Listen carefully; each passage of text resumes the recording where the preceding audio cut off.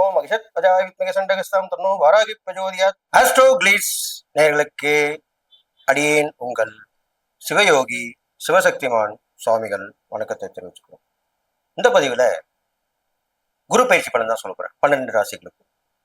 அதுல இது விசேஷமான குரு பயிற்சி. ஏனென்று சொன்னால் உச்சம் பெற்ற குருவா சொல்லப்படுகிறார். மிதுன ராசியிலிருந்து குரு பகவான் வருகின்ற 1/6/2026 அங்கிருந்து கடகராசியில வந்து அமர்கிறார். அவருடைய உச்ச வீடு அது சொல்லப்படுகிறது. அதனால பலன்கள் வித்தியாசமா இருக்கும். ஏனென்றால் அவர் அதீத சக்தியோடு விளங்கப் போகிறார். குருவுடைய இருக்கும் இடமும் சரி, பார்வை பலனும் நல்லபடி நடக்க போகுது. மதவாதிகள் ஒன்றிணைவார்கள், போர் பதற்றம் நீங்கும், விபத்துகள் குறையும், இயற்கை பேரழிகள்லாம் கண்டிப்பா கொஞ்சம் குறைஞ்சுதான் இருக்கும். எல்லாமே இந்த குரு பயிற்சியில நடக்க போகுது. அதனால ஆரம்பம் கஷ்டமா இருந்தாலும் முடிவு சுபம்னு சொல்றாங்க. அது மாதிரி தான் நடக்கும்.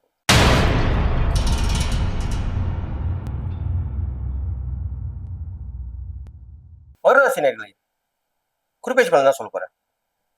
சூப்பரா இருக்க போறீங்க. குரு 7ஆம் இடத்துக்கு வந்துட்டாரு. உங்க ராசியை பாக்குறாரு. கணவன் மனைவி உறவு ரொம்ப சூப்பரா இருக்கும். நட்பு உறவு அதிகமா இருக்கும். யாரோட பழகுறீங்களோ அவங்க நெருக்கமாயிடுவாங்க. அப்படியா? ஆமா, இப்படித்தான் இருக்க போகுது. அது இல்லாம நல்ல லாபங்கள் ஏற்படும். இதன வரைக்கும் நஷ்டமா இருந்த தொழில் லாபமா இருக்கும். இது வரைக்கும் வளர்ச்சியை சந்திக்காத வியாபாரம் நல்ல வளர்ச்சியா இருக்கும். இது வரைக்கும் ஏனோ தானு உத்தியோகம் போயிட்டு வந்ததுக்கு ஆஹா நம்ம உழைச்ச ஒரு பலன் கிடைக்கு, இன்கிரிமெண்ட் கொடுத்துட்டாங்களே, ப்ரொமோஷன் கொடுத்துட்டாங்களே, பதவி உயரும் கொடுத்துட்டாங்க, சம்பள உயரும் கொடுத்துட்டாங்க, இரண்டாவது நல்லது தானே. ஆமா, வந்துடுச்சு. இது நடக்கும். அதுக்கப்புறம் பாத்தீங்கன்னாக்கா மகராசிக்காரங்களுக்கு உங்க ராசியை பாக்குறாரு குரு பகவான். புது புது யோசனைகளுக்கு நீங்க நல்லா இருக்கிறது இல்லாம மொத்தவங்களையும் நல்லா ஆக்கிடுவீங்க.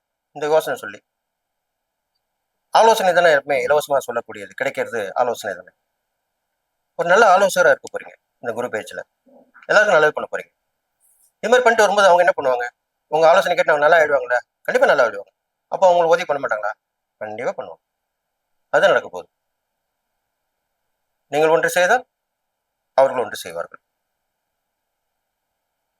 அப்புறம் பாத்தீங்கன்னாக்கா உங்களுக்கு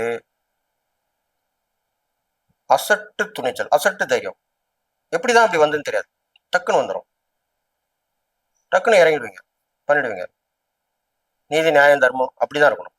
ஒருத்தர் தப்பு பண்றாங்கன்னா தப்பு தொடர்ந்து தப்பு அந்த கேளுங்க. நல்லா தெரிஞ்சுக்கணும், உங்களுக்கு இல்லை அடுத்தவங்களுக்கா இருக்கணும்.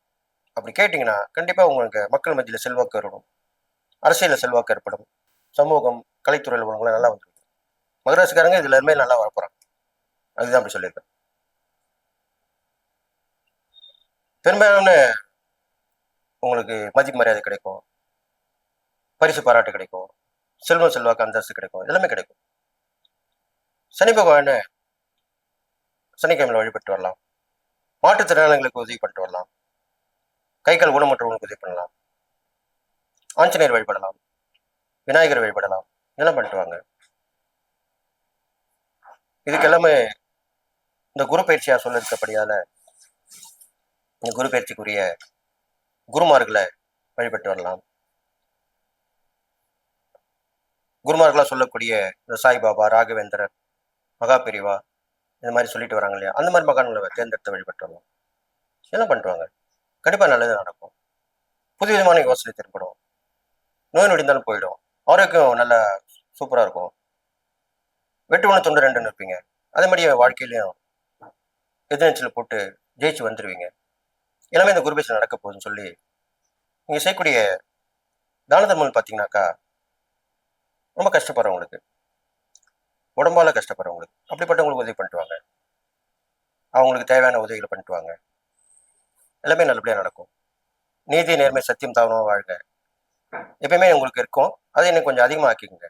இந்த குரு பயிற்சியில குருவுடைய பார்வை பலனும் இருக்கிற இடமும் ரொம்ப ரொம்ப நல்லா இருக்குன்னு சொல்லி நீங்க கண்டிப்பா நல்லாவே இருப்பீங்க அப்படின்னு சொல்லி வாழ்த்து விடைபெறுகிறேன். நன்றி, வணக்கம்.